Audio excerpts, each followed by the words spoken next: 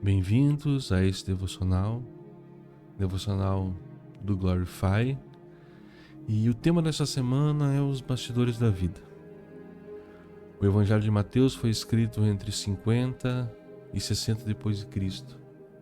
Mateus era um ex-cobrador de impostos e seus escritos eram voltados principalmente para um público judeu. Mateus, ele próprio, um judeu, escreveu seu evangelho descrevendo a vida e o ministério de Jesus para mostrar que Jesus é o Rei, o Messias de Israel. E a passagem de hoje vem de Mateus capítulo 6, versículo 1 ao 6. E estamos contemplando o poder de orar, de jejuar e doar em segredo. Jesus nos adverte sobre a futilidade de fazer coisas espirituais pelos motivos errados. Se a nossa vida cristã gira em torno de impressionar os outros, não entendemos o ponto. Estamos aqui para nos conectar com o público de um.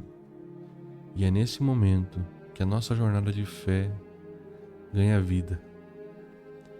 E o texto de Mateus capítulo 6, versículo 1 diz: Tenham cuidado de não praticar suas obras de justiça diante dos outros para serem vistos por eles. Se fizerem isso, vocês não terão nenhuma recompensa do Pai Celestial. Portanto, quando você der esmola, não anuncie isso com trombetas, como fazem os hipócritas nas sinagogas e nas ruas, a fim de serem honrados pelos outros. Eu garanto que eles já receberam a sua plena recompensa.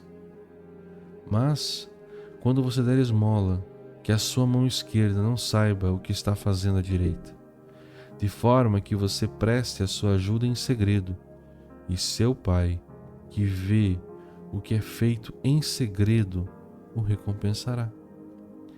E, quando vocês orarem, não sejam como os hipócritas. Eles gostam de ficar orando em pé nas sinagogas, nas esquinas, a fim de serem vistos pelos outros. Eu asseguro que eles já receberam sua plena recompensa. Mas, quando você orar, vá para seu quarto, feche a porta e ore ao seu Pai que está em secreto. Então o seu Pai, que vê em secreto, o recompensará.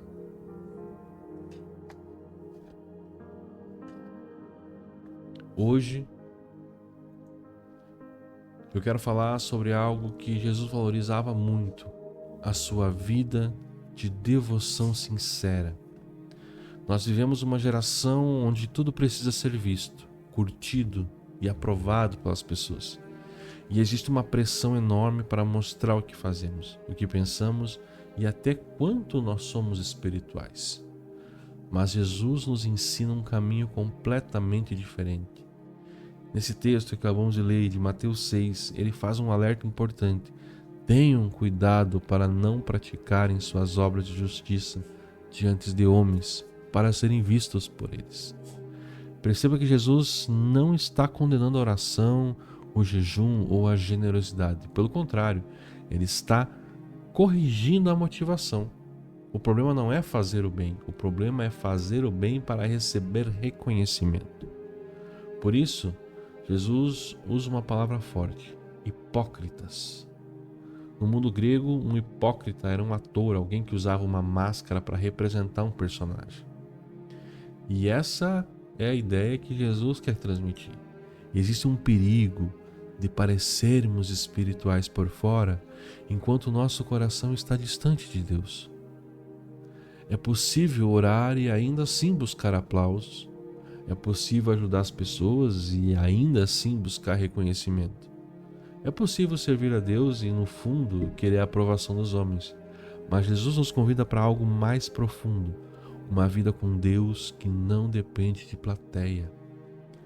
Ele nos ensina que algumas das maiores obras espirituais acontecem no secreto. É no lugar onde ninguém vê, ninguém aplaude e ninguém reconhece que Deus trabalha mais profundamente em nossos corações. A oração secreta, o jejum secreto, a generosidade secreta, a devoção secreta.